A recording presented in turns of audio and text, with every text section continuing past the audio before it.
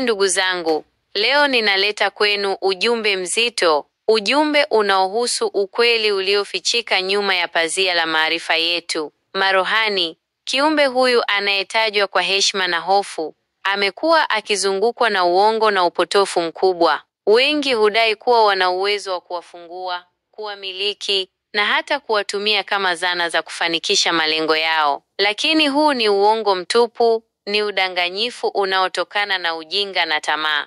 Marohani si jina linaloweza kutumiwa na kila mtu, si kiumbe anayeweza kufunguliwa kama sanduku la hazina. Yeye ni nguvu kubwa, nguvu takatifu, inayopatikana kwa watu wachache tu, wale waliojitoa kwa ajili ya kutafuta ukweli na kuishi maisha ya utakatifu. Marohani huja kwa wale wanaostahili, wale ambao mioyo yao ni safi na nia zao ni njema.